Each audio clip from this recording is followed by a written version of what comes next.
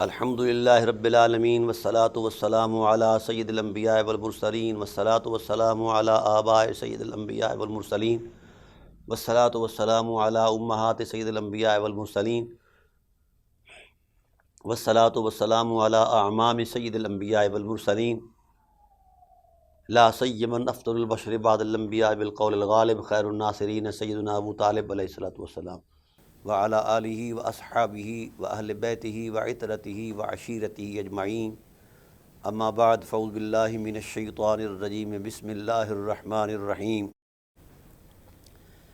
اہدنا الصراط المستقیم صراط الذین انعمت علیہم غیر المغضوب علیہم ولا الضالین آمین صدق اللہ العظیم ان اللہ وملائکتہ یصلون علی النبی یا ایھا الذین آمنوا صلوا علیہ وسلموا تسلیما اللہم صلی علی سیدنا مولانا محمد وعلی آل سیدنا مولانا محمد کما صلیت علی ابراہیم وعلی آل ابراہیم انک حمید مجید اللہم بارک علی محمد وعلی آل محمد کما بارکت علی ابراہیم وعلی آل ابراہیم انک حمید مجید الصلاۃ والسلام علیک یا سیدی یا رسول اللہ وعلی آلک واصحابک یا سیدی یا حبیب اللہ۔ حمد و صلاۃ کے بعد انتہائی واجب القدر حاضرین و ناظرین بحمد اللہ تعالی، آج عشرہ رحمت کا تیسرا دن ہے۔ حضور عظمت الہی میں دعا ہے کہ اللہ تعالی ہمیں اپنی رحمتوں سے مالا مال فرمائے۔ ہماری سلسلہ وار گفتگو قرآن اور اہل بیت کی حرمت کے حوالے سے جاری اور ساری ہے۔ قرآن اور اہل بیت اس کائنات کے اندر اللہ کی رحمتوں کے نظائر ہیں اور فضل و احسان کے خزانے ہیں۔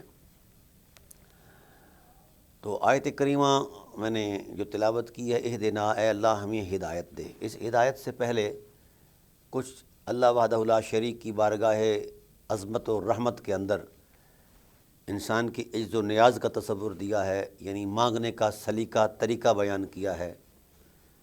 تو اس کا آغاز بسم اللہ سے کیا جا رہا ہے، اور بسم اللہ کی عظمت میں لا تعداد دلائل ایسے ہیں کہ جس طرح قرآن کریم کی عنوانات کو منظم طریقے سے بیان کر کے کہا گیا ہے کہ سارے قرآن کا جو خلاصہ ہے وہ سورہ بقرہ ہے۔ قرآن کریم کا جو خلاصہ ہے وہ سورہ فاتحہ ہے، اور سورہ فاتحہ کا خلاصہ جو ہے وہ بسم اللہ ہے، اور بسم اللہ کا جو خلاصہ ہے وہ با کا نقطہ ہے، اور مولا کائنات علیہ الصلاۃ والسلام فرماتے ہیں انا نقطۃ البا، میں وہ نقطہ با ہوں۔ تو گویا اس عرفانی تصور علم نے ایک وضاحت دے دی کہ جس نے بھی قرآن سیکھنا ہو، سمجھنا ہو، قرآن کے اندر اترنا ہو، قرآن کو روح میں اتارنا ہو، تو پہلے در حیدر قرار علیہ الصلوۃ والسلام پر جبی سائی کرے اور یہاں آ کر اس عرفان کی خیرات مانگے، تو مولا کائنات علیہ الصلوۃ والسلام اس بات پر خوش ہو جائیں۔ وہ اپنے فیضان رحمت سے جب سینہ بے مثال سے جب اسرار کی خیرات بانٹیں گے تو پھر قرآن کا فہم جو ہے وہ صحیح طریقے سے سمجھ آئے گا۔ اب ہو سکتا ہے کسی صاحب علم کے نقشہ خیال میں یہ بات گزرے کہ یہ فرط جذبات کی باتیں ہیں، تو آئیے ہم تھوڑا سا اس پر دلیل مہیا کرتے ہیں۔ قرآن یا ایھا الناس قد جاءکم برہان من ربکم، اے لوگو یہ قرآن تمہارے پاس اللہ کی برہان بن کر آیا ہے۔ میرا رسول اللہ کی برہان بن کر آیا ہے، اور قرآن جو ہے نور بن کر تشریف لایا ہے۔ وَأَنزَلْنَا إِلَيْكُمْ نُورًا مُبِينًا، ہم نے تمہاری طرف نور مبین، روشنیاں عطا کرنے والا قرآن جو ہے وہ نازل فرمایا ہے۔ اب قرآن اور برہان دو عظیم حقیقتیں ہیں۔ قرآن بھی اپنی حرمت میں برہان بھی ہے، قرآن تو ہے ہی صحیح، اور ذات رسول صلی اللہ علیہ وآلہ وسلم برہان ہیں، اللہ کی برہان ہیں، دلیل ہیں اللہ وحدہ لا شریک کی شان الوہیت میں، اپنے حرمت کردار کے تقدس میں ایک دلیل ہیں۔ اور یہ وہ سچائی ہے جس کو قیامت بھی نہیں جھٹلا سکتی، اور اس وقت کے کفار بھی نہیں جھٹلا سکے، جو ساری چیزوں کو جھٹلاتے آئے، لیکن سید عالم صلی اللہ علیہ وآلہ وسلم کی حرمت کردار پر کوئی انگلی نہیں کھڑی کر سکے۔ اس لیے آپ صلی اللہ علیہ وسلم کے تقدس کو قرآن نے برہان کہا ہے، اور قرآن چونکہ قرآن ہے۔ اب دو حقیقتیں یہ مرج البحرین ہیں، ایک اللہ کا قرآن ہے اور دوسری اللہ کی برہان ہے۔ وہ جو صاحب برہان ہیں، یہ ذات برہان ہیں، وہ خود ارشاد فرماتے ہیں کہ انا مدینۃ الحکم و علی انا مدینۃ العلم و علی بابھا، میں علم اور حکمت کا شہر ہوں اور علی اس کا دروازہ ہے۔ من یات الحکمہ فلیات الباب، جو حکمت کا طالب ہو وہ دروازے سے آئے، جو علم کا طالب ہو وہ دروازے سے آئے۔ تو نبوی نشاندہی نے بھی طے کر دیا کہ نقطہ با سے جب آغاز کرو گے، ان کے فیضان کے طالب بن کر قرآن کا فہم حاصل کرو گے، تو پھر تمہارے سینے کو اللہ انشراح عطا کر دے گا، صدر عطا کر دے گا، انشراح صدر ہو جائے گا۔ اور ہم نے دیکھا، تجربی زندگی میں بھی دیکھا، اور بحمد اللہ تعالی ہم نے اکابر اولیاء، زعماء اور علماء کو دیکھا جن کا انشراح صدر ہوا ہے۔ ان کے مطالعے کے تصور میں اتنا نہیں ہوا جتنا مولا کائنات کی بارگاہ ناز میں عظمت نیاز میں وہ حاضر ہوئے، تو وہاں سے ان کو خیرات ملی۔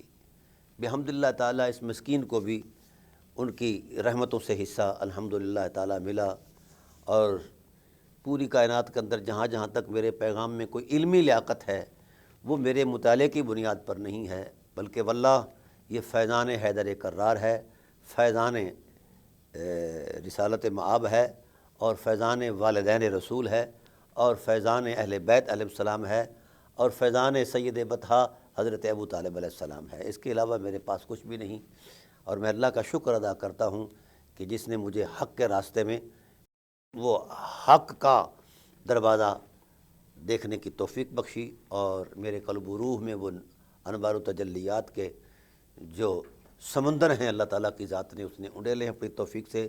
اس پوری کائنات میں جو کچھ بھی میں بول رہا ہوں، اس میں میری ذاتی کوئی قد و کاوش کی حیثیت نہیں ہے، جو کچھ بھی ہے یہ انہی کے در کی خیرات ہے، اور انہی کے وسیلے سے اللہ نے مجھے یہ نعمتوں سے مالا مال کیا ہے۔ اب سارا قرآن الحمد کی الف سے لے کر والناس کی سین تک چلے جائیے، اپنے مضامین کے ساتھ ساتھ جب مقاصد پر بات کرتا ہے تو اس میں سب سے جو بنیادی تصور دیتا ہے وہ ہے عظمت یقین کی طہارت ہے، اور وہ لا الہ الا اللہ کے نور سے ہے، اور محمد رسول اللہ صلی اللہ علیہ وسلم کے سرور سے ہے۔ اور پھر اس کے بعد جن جن احکام کو قرآن کریم نے بطور شرع بیان فرمایا ہے، اور ان احکامی شرائع کے اندر جو حکمت اور فلسفہ پنہاں ہے، وہ بندے کی خلقی اور کردار کی طہارت ہے۔ تو ظاہر ہے جس وقت بندہ علائق سے بلند ہو جائے، طہارت مآب ہو جائے، تقوی مآب ہو جائے، عفت مآب ہو جائے، تو وہ بندہ اپنی ذات سے لے کر فرد اور معاشرہ اور پھر اقوام عالم، پھر پوری انسانیت کے لیے ایک مفید وجود بن جاتا ہے، فیض بار ہو جاتا ہے۔ اور ہمارے تصوف کے زعماء، جو اصل زعماء ہیں، جنہوں نے اس راہ پر چل کر ایک خاص ریاضت کی، محنت کی، اور ان کو عنایات ہوئیں، تو ایک ایک وجود کے ساتھ لاکھوں نفوس جو ہیں وہ وابستہ ہیں ہدایت کی عظمت میں۔ رسالت پناہ عالم صلی اللہ علیہ وسلم نے ارشاد فرمایا تھا، علماء امتی کا انبیاء بنی اسرائیل، میری امت کے اولیاء علماء اس شان کے ہیں جیسے انبیاء بنی اسرائیل علیہ السلام ہیں۔ اب اس کا یہ مطلب نہیں کہ ان کے پاس بھی کوئی نعوذ باللہ نبوت کا معاملہ موجود ہے، ایسا نہیں ہے۔ نبی ہوتے ہیں، غیر نبی ہوتے ہیں۔ دراصل اس کی مختلف جہات ہیں، مختصر سی جہت عرض کر دیتا ہوں کہ حضرت موسیٰ علیہ السلام صف انبیاء علیہ السلام میں وہ شخص ہیں جن کے امتیوں کی تعداد سب سے زیادہ ہے۔ پھر عیسیٰ علیہ السلام ہیں ان کے بعد۔ اب اس پورے تاریخی تسلسل کے اندر جب ہم دیکھتے ہیں تو ان کے امت کے تعداد میں جو فگر قائم ہوتا ہے وہ ہے 6-6.5 لاکھ کا۔ تو دیگر انبیاء علیہ السلام کی امتیوں کی تعداد یہ 2 تک بھی گئی ہے، 10 تک بھی گئی ہے، اور بھی کچھ افراد زیادہ ہوئے ہیں۔ بہرحال اب حضرت موسیٰ علیہ السلام جیسے جلیل القدر پیغمبر کہ پوری بنی اسرائیل کے وہ پیغمبر ہیں، ان کی تعداد اس وقت 6 لاکھ کے قریب ہے، اور ادھر خواجہ خواجگان خواجہ معین الدین چشتی اجمیری رضی اللہ تعالیٰ عنہ کے غلاموں کی تعداد اس وقت 99 لاکھ تھی۔ اب تو اور کئی 99 مل گئے ہیں۔ بہرحال اس اعتبار سے بھی جو ان نفوس قدسیہ کا تصرف ہے، برکات ہیں، اور اخلاقی اقدار کا فروغ ہے، دین اور محبت الہی کے میکنزم میں پوری انسانیت کو جمع کرنے کا جو کردار ہے وہ اتنا بلند ہے کہ انسان کی عقل ماو حیرت ہو جاتی ہے۔ جائزہ لیتے ہیں حسن رسالت کی رعنائیوں کا تو وہ اتنی تازہ بہار تھی اور اتنی روشن حقیقت تھی، اور اس کے اندر اتنی روحانی مقناطیسی قوت تھی کہ اس قوت نے ایک زرخلید غلام بلال کو اور عبد الرحمن کو ایک تشت پر کھانے پر، ایک تشت اور ایک صف میں بیٹھ کر رہنے پر آمادہ کر دیا۔ وہ عرب کلچر جو قبائلی برتری اور خاندانی برتری، لسانی برتری کے حوالے سے عرصہ دراز تک جنگ و جدال کا شکار تھا، مگر حسن رسالت نے وہ رونقیں بحال فرمائیں کہ انسانیت کو ہی ٹائٹل قرار دیا گیا ہے تشخص کی حرمت کا۔ تو رسول دو عالم صلی اللہ علیہ وسلم کی غلامی نے انسانیت میں جس جس کو بھی نوازا ہے، اب حضرت بلال کو حضرت عمر فاروق رضی اللہ تعالیٰ عنہ سیدنا بلال کہہ کر پکارا کرتے تھے۔ یہ ہے تعلیمات نبوی کا نور۔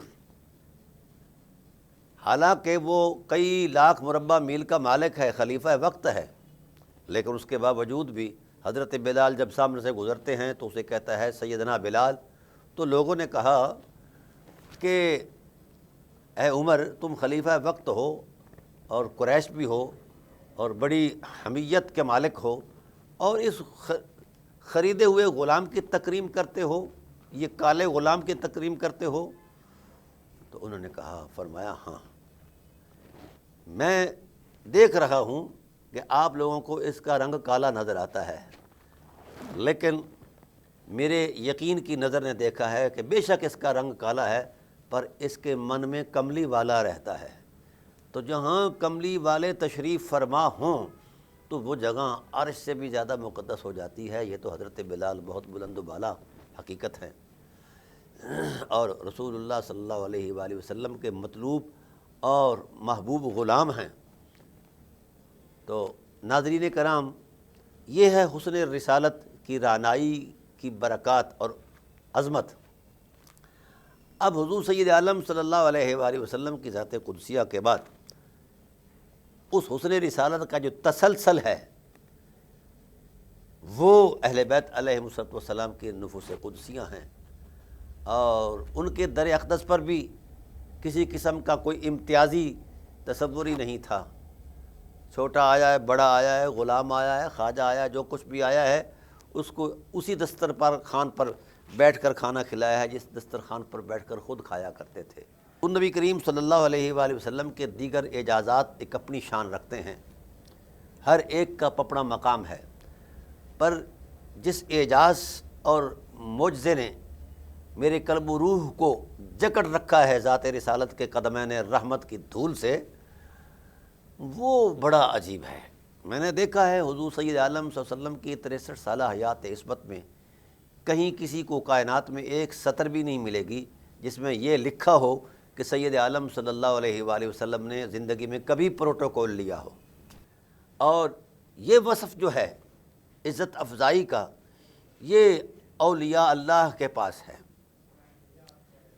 جن لوگوں نے اللہ کے حضور بندگی میں اپنا کردار دیا ہے، انہوں نے مخلوق کو افضل سمجھا اور خود کو مفضول سمجھا، یا یوں سمجھیے کہ ان کی تکریم میں سنت رسول پر عمل کرتے رہے اور ان کو پروٹوکول دیتے رہے، اور خود اپنے پروٹوکول سے بیزاری کا اظہار کرتے رہے کہ ہم تو بھی عاجز بندے ہیں، ہم تو فلاں ہیں، ہم تو فلاں ہیں، ہم تو فلاں ہیں۔ وہ اس عجز و نیاز کی دنیا میں چلے گئے، ٹھیک ہے، کہ ہم ذرہ خاک ہیں، کوئی سگے کوئے مدینہ کہتا رہا، کوئی کچھ کہتا رہا، کوئی کہہ رہا ہے۔ تو اس تصور میں وہ اپنی نفی کر کے یہ پیغام دینا چاہتے ہیں کہ مجھ سے فلاں آدمی جو ہے وہ خواہ دنیا کی نظر میں کیسا، لیکن مجھ سے بہتر ہے۔ یہ وہ اخلاق کی عظمت ہے کہ پروٹوکول لینا تو ہر بندہ چاہتا ہے آج ہمارے علمی ماحول کے اندر، الا ماشاء اللہ، لیکن پروٹوکول دینا سنت ہے، لینا کہیں سنت نہیں۔ سید عالم صلی اللہ علیہ وآلہ وسلم کی بارگاہ ناز میں جبرائیل بھی اس حیثیت سے آیا کرتے تھے کہ دو زانوں بیٹھ کر کہا کرتے تھے، یا رسول اللہ صلی اللہ علیہ وسلم، آپ پر اللہ نے سلام بھیجا ہے۔ فَأَسْنَدَ رُكْبَتَيْهِ إِلَىٰ رُكْبَتَيْهِ، یہ حدیث جبرائیل کا مشہور جملہ ہے کہ وہ دو زن ہو کر یوں بیٹھا کرتے تھے ادب و نیاز کی صورت میں کہ جس طرح ہم اتحیات میں بیٹھا کرتے ہیں، اور جب بھی بارگاہ رحمت میں آتے تو سر محفل کھڑے ہو کر ہاتھ باندھ کر کے عرض کرتے، یا رسول اللہ اے ذن لی، اجازت ہو تو میں آگے آ جاؤں۔ تو یہ تسلسل تھا اس بارگاہ ناز کا۔ لیکن سید عالم صلی اللہ علیہ وآلہ وسلم ان ساری عظمتوں کے باوجود بھی ایک ادنے سے ادنے آدمی کو بھی پروٹوکول اس شان کا دیتے کہ وہ اپنائیت محسوس کرتا، اور وہ کہتا کہ رسول دو عالم صلی اللہ علیہ وسلم کی ساری محبتوں اور عنایتوں کا مرکز میں ہی ہوں۔ یہ ہے وہ شان۔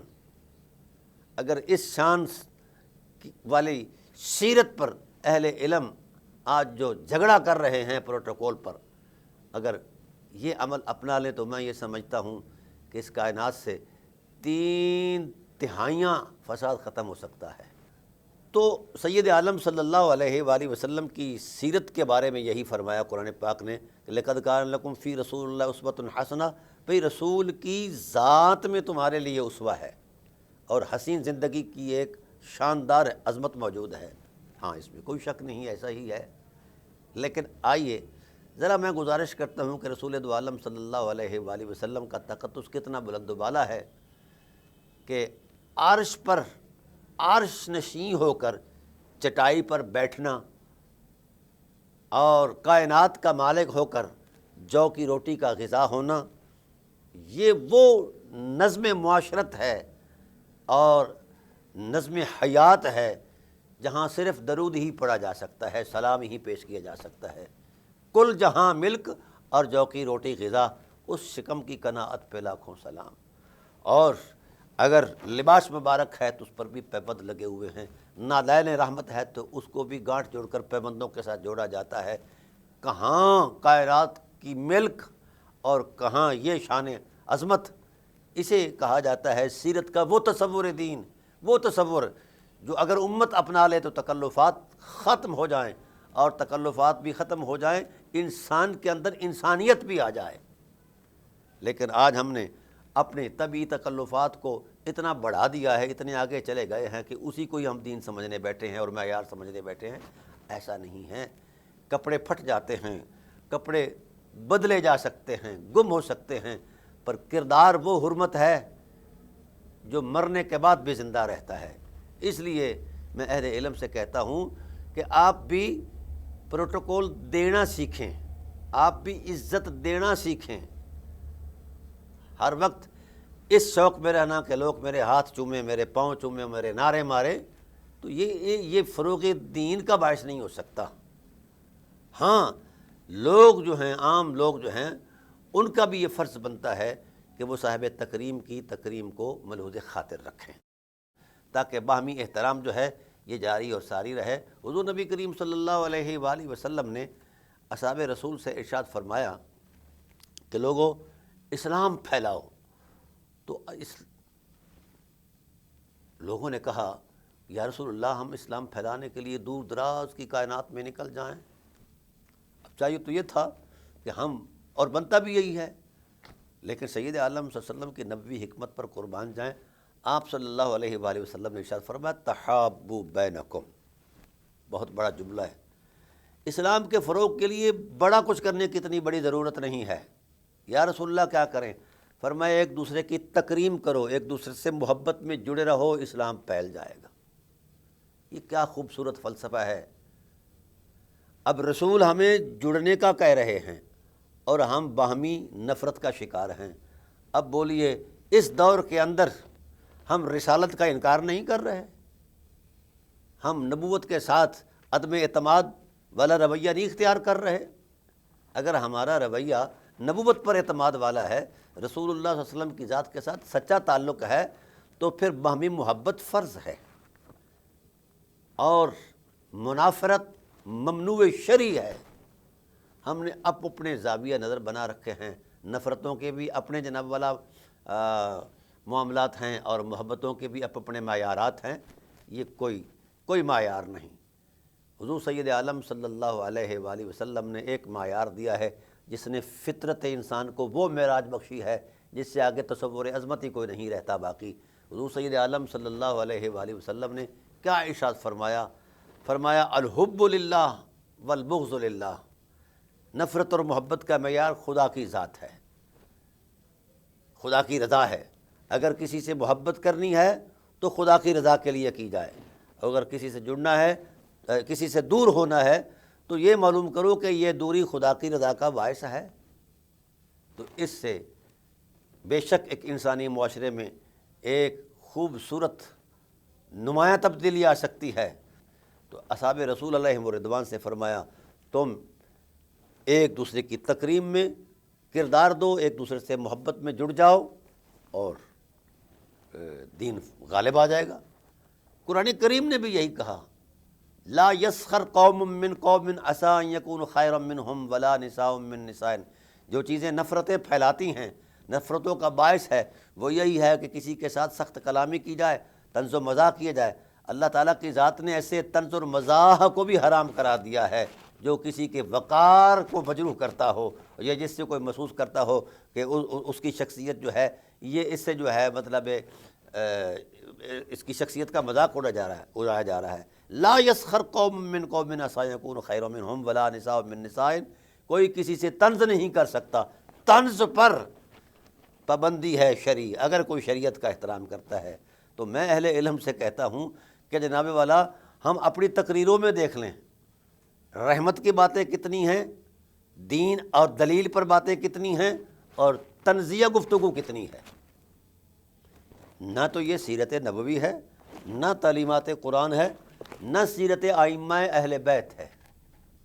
ہم جب طنز کے نشتر چلاتے ہیں تو بڑی بڑی روحیں زخمی ہو جاتے ہیں، بڑے بڑے وقار تار ہو جاتے ہیں۔ ہم اپنے نفس کو تو موٹا کر لیتے ہیں کہ جناب والا میں نے اتنی بڑی بات فلاں کو کہہ دی، فلاں کو نیچا کر کے دکھانے میں کیا میں اوپر ہو جاؤں گا؟ ایسا نہیں ہے۔ وَتُعِزُّ مَن تَشَاءُ وَتُذِلُّ مَن تَشَاءُ بِيَدِكَ الْخَيْرُ۔ عزت اور ذلت وحدہ لا شریک کے دست رحمت میں ہے، جسے چاہتا ہے عزت دیتا ہے، جسے چاہتا ہے ذلت دیتا ہے، اسی کے دست عظمت میں خیر ہے۔ ہم کیوں نہ اس کے ہو جائیں۔ دیکھو جس وقت زمانہ رسالت میں یہ جو اونچ نیچ کا ایک تسلسل تھا صدیوں سے، رنگ نسل اور زبان کا جو امتیاز تھا، علاقائی قبائلی جو جوڑ توڑ تھا، دنیا جہنم بنی ہوئی تھی، اور ایک دوسرے کے پاس طنز کرتے، کبھی کسی کے رنگ پر ہو رہا ہے طنز، کبھی کسی کی زبان پر ہو رہا ہے، کبھی کسی کے رہن سہن پر ہو رہا ہے، اور کبھی کسی کے قد پر ہو رہا ہے، یعنی کوئی نہ کوئی جہت جو ہے نا وہ طنز کا باعث بنی رہتی تھی۔ اس سے معاشرہ جو ہے وہ سلگ رہا تھا، آگ میں نفرتیں بڑھ رہی تھیں۔ تو قدرت وحدہ لا شریک کے قربان جاؤں، کیسا ضابطہ دیا، فطرت بھی یہاں وجد کرتی نظر آئی۔ یا ایھا الناس انا خلقناکم من ذکر و انثی، اے لوگوں ہم نے تمہیں ایک مرد اور ایک عورت سے پیدا کیا، وجعلناکم شعوبا وقبائل لتعارفوا، اور ہم نے تمہیں قبائل اور شعوب کے اندر جو ہے یہ ہم نے تمہیں رکھا اور شعوبم و قبائل لتعارفوا، اس کی حکمت یہ کہ تمہاری ایک دوسرے کے ساتھ پہچان آسان رہے۔ نفرت پہچان نہیں ہے، محبت پہچان ہے۔ رہا ہر طریقہ خمار کہ میں فلاں قبیلے سے ہوں، میں برتر ہوں، افضل ہوں، اعلیٰ ہوں، میں فلاں قوم سے ہوں، فلاں برادری سے ہوں، میری یہ شان ہے، قرآن ان ساری مصنوعی شانوں کو نگلیکٹ کرتا ہے، اس کی مذمت کرتا ہے۔ کہا شعوباً و قبائل لتعارفوا ان اکرمکم عند اللہ اتقاکم، تم میں اللہ کے ہاں عزت مآب وہی ہے، حرمت مآب وہی ہے جو تم میں سب سے زیادہ تقوی والا ہے۔ اور تقوی ہے ہی اسی چیز کا نام۔ ہر اس چیز سے بچا جائے جس چیز میں خدا کی ناراضگی ہے، جس چیز میں شرعی احکام کی پامالی ہے، جس چیز میں اخلاقی معاشروں کے اندر ایک رکھنا ہوتا ہے، اس چیز سے بچا جائے، یہ تقوی ہے۔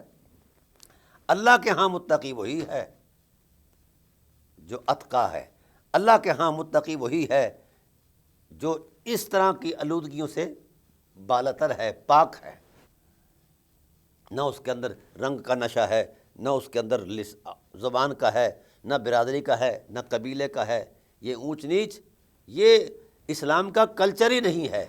اسلام کا کلچر کیا ہے؟ کل مومن اخوہ، حیثیت دیکھو، اسلام کی آفاقی تعلیم کی حرمت دیکھو۔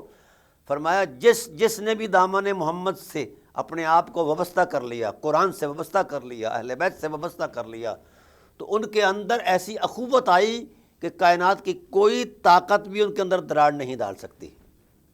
اور جہاں یہ دراڑیں آپ محسوس کرتے ہیں اپنے تاریخی تصور میں، تو ان کا ہاتھ ڈھیلا پڑا ہے دامن رسالت سے اور دامن اہل بیت سے۔ بدبخت تو وہ تھے بعض جو اہل بیت کے مد مقابل ہی آ گئے۔ اس لیے دوستان محترم، تعلیمات نبویہ، تعلیمات قرآن، تعلیمات اہل بیت ہی وہ روشن حقیقتیں ہیں کہ اگر ان کے ساتھ ہم وابستہ اور پیوستہ رہیں گے تو یقیناً ہماری انفرادی زندگی بھی ایک روشن حقیقت ہے اور رہے گی، اور نتیجہ خیز ہوگے ہمارے اعمال، اور اخروی زندگی بھی۔ اس لیے ہمیں چاہیے کہ ان تعلیمات کی طرف ہم غور کریں۔ یہ جو ہمارے ہاں مذہبی تصورات قائم ہیں اپنے مکتب فکر کے، یہ حجرہ ساز ہیں۔ دین فطرت کے اندر ایسی کوئی چیز نہیں ہے۔ دین فطرت کے اندر کیا ہے؟ وَاعْتَصِمُوا بِحَبْلِ اللَّهِ جَمِيعًا وَلَا تَفَرَّقُوا، اللہ کی رسی کو مضبوطی سے پکڑو۔ اب اس رسی کو جو مضبوطی سے پکڑنے کا حکم ہے، ہر ایک کی اپنی تعبیر ہے۔ کوئی قرآن کہتا ہے، کوئی رسالت پناہ عالم صلی اللہ علیہ وسلم کی ذات کو کہتا ہے، اور کوئی کہتا ہے کہ اہل بیت علیہم الرضوان اللہ کی رسی ہیں۔ اور یہ چونکہ اہل بیت علیہم الرضوان کا اپنی وضاحت بھی موجود ہے کہ نحن حبل اللہ، ہم اہل بیت جو ہیں ہم اللہ کی رسی ہیں۔ تو آئیے، یہ کوئی امتیاز ایسا نہیں ہے کہ ہم اس امتیاز کو ایک نفرت کے تصور میں دیکھیں اور باہمی جناب والا امتیاز کے تصور میں دیکھیں، ایسا نہیں ہے۔ یہ تینوں چاریں حقیقتیں جو ہیں یہ جڑی ہوئی ہیں ایک مربوط نظم کے ساتھ۔ کیا قرآن رسول پر نازل نہیں ہوا؟ رسول اللہ صلی اللہ علیہ وسلم کی ذات پر ہی قرآن نازل ہوا ہے نا۔ اب جب قرآن اور صاحب قرآن یوں ہیں، ملے ہوئے ہیں، اور پھر اسی صاحب قرآن صلی اللہ علیہ وسلم نے فرمایا قرآن اور اہل بیت بھی ملے ہوئے ہیں، تو جو قرآن سے وابستہ ہے، مثلا اگر کسی کی تعبیر یہ بنتی ہے کہ حبل اللہ سے مراد قرآن ہے، تو مجھے کائنات کی تو کوئی طاقت، کوئی علمی بصیرت یہ تو وضاحت دے دے کہ قرآن اہل بیت سے الگ ہے، یا اہل بیت قرآن سے الگ ہیں، یا رسول قرآن سے الگ ہے، یا قرآن رسول سے الگ ہے، یا اصحاب رسول علیہم رضوان جو ہیں وہ قرآن سے الگ ہیں۔ وہ اللہ کے بندو، یہ وہ حقیقتیں ہیں، صاحب قرآن صلی اللہ علیہ وسلم کی ذات ہو، اہل بیت علیہم رضوان کی ذات ہو، علیہم السلام کی ذات ہو، اصحاب رسول علیہم رضوان کی ذوات قدسیہ ہوں، یہ قرآن ہی وہ میکنزم ہے جس میں ساری حقیقتیں باہم جڑی ہوئی ہیں، مربوط ہیں۔ قرآن کریم نے یہ بیان نہیں کیا والذین معہ اشداء علی الکفار رحماء بینہم، یہ قرآن کے الفاظ ہیں۔ تو اس تصور میں اپنے آپ کو ہم جب لائیں گے، ان حقیقتوں کے سامنے خود کو پیش کریں گے اور ان کرداروں میں اترنے کی کوشش کریں گے، تو پھر وہی ماحول بنے گا جو عبد الرحمن بن عوف اور جناب حضرت بلال رضی اللہ تعالیٰ عنہ کے مابین تھا۔ اور یہ جو امام جعفر صادق علیہ السلام ارشاد فرما رہے ہیں نا کہ رسول اللہ صلی اللہ علیہ وسلم اس شجرہ طیبہ کی اصل ہیں اور علی اس کی فرع ہیں اور فاطمہ اس کی ٹہنیاں ہیں اور ثمر و حسن و حسین، حسن اور حسین اس کا پھل ہیں۔ فإنہا شجرۃ النبوہ و بیت الرحمہ، یہ شجرہ نبوت ہے اور یہ رحمت کا گھر ہے۔ ومفاتیح الحکمہ، اور یہ حکمت کی چابی ہے، دانائی کی چابی ہے۔ ومعدن العلم، اور یہی درخت وہ ہے جو علم کی معدن ہے، کان ہے، جہاں بھرے ہوئے خزانے ہیں علم اور حکمت اور دانائی کے۔ اور یہی وہ نعمتیں ہیں جن نعمتوں کے وجہ سے، ذریعے سے، وسیلے سے انسانیت جڑ سکتی ہے اور انسانیت آشنا ہو سکتی ہے، انسان انسانیت سے آشنا ہو سکتا ہے۔ تو ناظرین کرام، ہم وہ طرز عمل کیوں نہیں چھوڑتے جو مزاج شریعت کے خلاف ہے؟ وہ رویے کیوں نہیں چھوڑتے جو قرآن کریم کی تعلیمات کے خلاف ہیں؟ اور وہ نظریے کیوں نہیں چھوڑتے جو حضور سید عالم صلی اللہ علیہ وسلم کی آفاقی رسالت کے خلاف ہیں؟ جب سید عالم صلی اللہ علیہ وآلہ وسلم سے پوچھا گیا کہ آپ کی رسالت کا دائرہ کار کیا ہے، جغرافیہ کیا ہے، تو آپ کو چاہیے تھا کہ میں عرب ہوں اور عربوں میں آیا ہوں، بس۔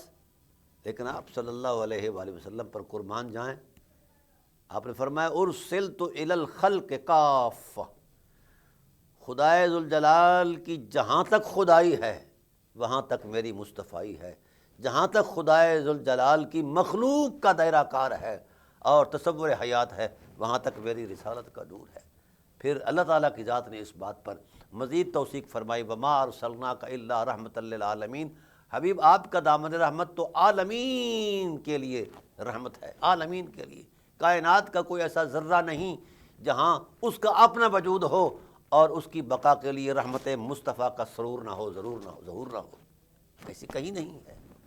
دوستان محترم، مذہبی تصورات الگ ہیں، فطرت کی حرمت الگ ہے۔ اسلام دین فطرت ہے، دین فرقہ نہیں ہے، دین مذہب نہیں ہے، دین فطرت ہے، اور فطرت میں وحدت ہے۔ دیکھ سنا، قرآن پاک کہتا ہے وَالنَّجْمِ إِذَا هَوَىٰ مَا ضَلَّ صَاحِبُكُمْ وَمَا غَوَىٰ وَمَا يَنطِقُ عَنِ الْهَوَىٰ۔ حضور سید عالم صلی اللہ علیہ وسلم کے اوصاف بیان فرمائے اور پھر آسمان کے ستاروں کی وہ کہکشاؤں کا تصور دیا اور ان کہکشاؤں کی بابت بیان فرمایا کہ یہ کہکشائیں ایک مضبوط اور مربوط نظام ہیں، کہیں کوئی رخنہ نہیں ہے، اس لیے آسمان کا سینہ جو ہے ان ستاروں کی روشنی سے چمک رہا ہے اور ان کی روشنیاں، نور بیزیاں جو ہیں زمین والوں کو بھی فیضان دے رہی ہیں۔ گردش کائنات کے اندر یہ جو گردشی تسلسل ہے، یہ چاند اور سورج کا پلٹ پلٹ کر آنا اور جو ان کے مؤثرات طبعی ہیں یا مؤثرات روحانی ہیں، ان پر اگر کوئی غور کر لے تو یقیناً انسان کو انسانیت آ جائے۔ لیکن اس طرف ہم نہیں جانا چاہتے۔ ہم جہاں پھنسے ہوئے ہیں، جس مذہب کے ساتھ پھنسے ہوئے ہیں، جس مسلک کے ساتھ پھنسے ہوئے ہیں، بس اپنے علاوہ کوئی اور بندہ کے طور پر نظر ہی نہیں آتا۔ اللہ کے بندو، یہ علاقائی تقسیم ہے، یہ ہماری ذہنی اختراعات ہیں، خیالات ہیں، شخصی تصورات ہیں۔ دین شخصی نہیں ہے، علاقائی نہیں ہے۔ ارسلت الی الخلق کافہ، حضور ساری مخلوق کے رسول ہیں اور ساری کائناتوں کے، سارے عالمین کی رحمت ہے۔ اور قرآن کریم نے بھی کہا قل یا ایھا الناس انی رسول اللہ الیکم جمیعا، پوری انسانیت کے لیے رسول دو عالم صلی اللہ علیہ وآلہ وسلم کی رسالت کا جغرافیہ ہے۔ حیرت اس بات پر ہے، حضور ساری انسانیت کے لیے رسول ہیں اور میں ایک فرقے کے ٹائٹل میں ہوں، وہ کہتا ہوں کہ رسول کا میرے ساتھ تعلق ہے اور کسی کے ساتھ ہے ہی نہیں، یا کسی کا اور کا رسول کے ساتھ تعلق ہی نہیں ہے۔ اس لیے فرمایا ولا تفرقوا، تفرقے نہ بن جاؤ، واذکروا نعمت اللہ، اللہ کی اس نعمت کی عظمت کو یاد کرو، اذ کنتم اعداء، جس وقت تم ایک دوسرے کے دشمن تھے، فالف بین قلوبکم، حسن رسالت نے تمہارے دلوں میں الفت پیدا کر دی، فاصبحتم بنعمتی اخوانا، حسن رسالت کی رعنائیوں کے نور نے تمہیں بھائی بھائی بنا دیا ہے۔ یہ ہے وہ دین کا نیچرل سٹیٹس، یہ ہے وہ دین کی ایک طبعی خاصیت۔ ہم اپنی طبیعت سے ہی بیگانہ ہو چکے ہیں، دین کی طبع کو کیسے پہچان پائیں؟ ابھی تک ہم اس چکر سے ہی نہیں نکلے کہ کون کون ہے، کون کس مذہب سے ہے، اور کس کو اس کا مسلک کیا ہے، اس کا مشرب کیا ہے۔ یہ کیا طریقہ کار ہے؟ ہم اپنی جہالتوں کو دور کریں اور قرآن کے آفاقی پیغام کو آفاقیت کی عظمت میں دیکھیں، مسلکیت کے جوڑ توڑ میں نہ دیکھیں۔ یہ ٹریڈ کمپنیاں ہیں، الا ماشاء اللہ، یہ ٹریڈ کمپنیاں ہیں، اور اس وقت تک امت نہیں بن سکتی جب تک کہ ہم نے دین کے اندر ٹریڈنگ کا جو بازار گرم کیا ہوا ہے، جب تک ہم اس سے توبہ نہیں کرتے۔ کیا ایک تحقیق کا طالب علم یہ نہیں جانتا کہ کون کس پانی میں ہے، کس مذہب کی قوت میں کیا دلائل ہیں؟ وہ قرآن کھلی ہوئی ایک روشن حقیقت ہے، اور قرآن نے جو معیارات دیے ہیں وہ معیارات اتنے بلند ہیں کہ ان جیسے معیار کسی کے پاس نہیں ہے، اس سے بہتر معیار کس کے پاس ہو سکتا ہے؟ تو یہی وہ قرآن ہے جو سینہ مصطفیٰ پر نازل ہوا، اور حسن اتفاق یہ ہے کہ جب قرآن نازل ہوتا تھا علی رسول اللہ کے سامنے ہوا کرتے تھے، حسنین کریمین حضور کی انگلی پکڑ کر جا رہے ہوتے تھے، زہرا پاک حضور کے آنگن رحمت میں ہوا کرتی تھی۔ تو جتنا قرآن اہل بیت جانتے ہیں اتنا قرآن کو جانتا ہے۔ رسول دو عالم صلی اللہ علیہ وآلہ وسلم نے گواہی دی ہے اہل بیت کے علم کی، اور یہاں تک کہ ارشاد فرمایا فَلَا تُعَلِّمُوهُمْ فَإِنَّهُمْ أَعْلَمُ مِنْكُمْ، لوگو اہل بیت کو نہ پڑھانا، یہ اللہ کی طرف سے پڑھ کے آئے ہیں، تم سے زیادہ عالم ہیں۔ وَلَا تَقْصُرُوهُمَا فَتَهْلِكُوا، اور ان کے وجود اقدس کی شان کی اندر کوئی کمی بھی نہ کرنا ورنہ ہلاک ہو جاؤ گے۔ وَلَا تَسْبِقُوهُمَا فَتَهْلِكُوا، ان سے سبقت کبھی نہ کرنا، ہلاک ہو جاؤ گے۔ رسول جس نبوی بصیرت سے فرما رہے ہیں، کیا خیال ہے اہل علم کا علم رسول دو عالم کے نبوی بصیرت سے زیادہ فائق ہے، یا زیادہ مؤثر ہے، یا زیادہ مفید ہے؟ کوئی صورت تو مجھے ایسی کوئی بتا دے کائنات کا صاحب علم کہ کون سا ایسا شخص جو عالم دین ہو اور اس کا فلسفہ جو ہے تراشا ہوا جو فلسفہ ہے وہ رسالت سے ایک قدم آگے ہے؟ ایسا نہیں ہے، اور نہ ہی یہ کوئی کہنے کو کوئی تیار ہے، لیکن عملاً ہم یہ کر چکے ہیں، کہہ چکے ہیں۔ اگر ہمارا رسالت پر اعتماد ہوتا تو کبھی بھی یہ فرقے نہ بنتے، کبھی بھی ہماری یہ صورتحال نہ ہوتی، کبھی بھی ہماری معاشرت تباہ نہ ہوتی، کبھی نہ ہم ایک دوسرے کی تکفیر کرتے، کبھی نہ ہم ایک دوسرے کے دست و گریبان ہوتے، کبھی نہ ہم ایک دوسرے کے دشمن بنتے۔ قرآن کہتا ہے فَأَصْبَحْتُمْ بِنِعْمَتِي، کن کو کہا؟ جو اس وقت ایک دوسرے کے قاتل تھے، دشمن تھے، جب حسن رسالت سے نگاہیں آشنا ہوئیں، اور جب سے دیکھا، جب سے تورے سنگ لاگے نین پیا، ہم بھول گئے کونین پیا۔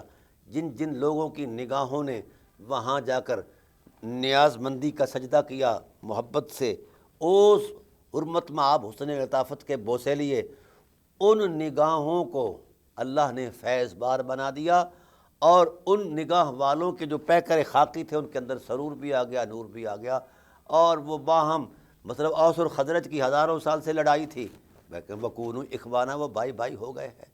بھائی اوس اور خزرج کی سینکڑوں سال پر مشتمل دشمنی جو ہے، یہ اخوت میں حسن رسالت کی برکت سے، حسن قرآن کی تعلیم کی روشنی سے، اور حسن اہل بیت علیہ السلام کی تکریم سے اگر اخوت میں بدل سکتی ہے، تو کیا آج کا جو باشعور معاشرہ ہے، صاحبان شعور اہل علم ہے، یہ کیوں نہیں ایک ہو سکتے؟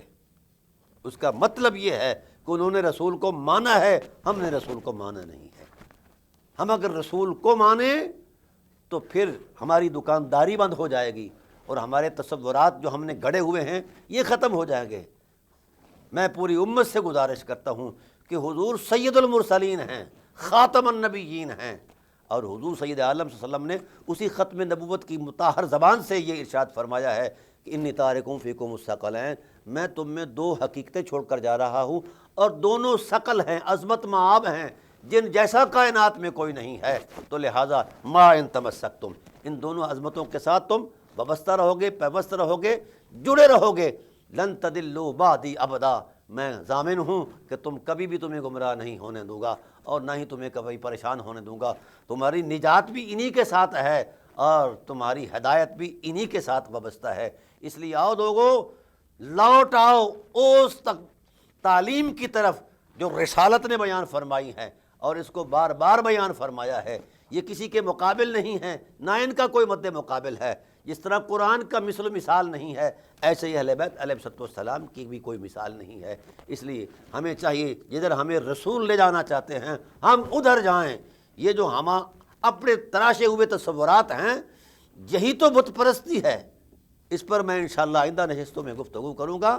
ہم سادہ عظمت میں اسی ایک پلیٹ فارم پر جمع ہو جائیں، اور جو باہمی تکریم ہے اصحاب رسول علیہم الرضوان اور اہل بیت علیہ السلام کے مابین، ہم اس کو ہی سامنے بنا رکھ لیں، تو پھر بھی ہمارے ہاں یہ جو آج آلودگی ہے یہ نہیں ہوگی۔ اگر ہم اپنے آپ کی طہارت چاہتے ہیں، تن من صاف کرنا چاہتے ہیں، تو پھر قرآن کی اس آیت کریمہ میں اتر جائیں، انما یرید اللہ لیذھب عنکم الرجس اہل البیت ویطہرکم تطہیرا۔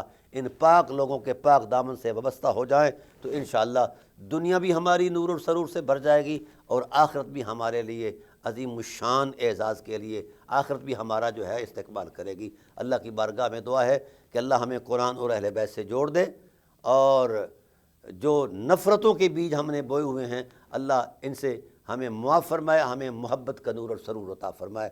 وما علینا الا البلاغ المبین۔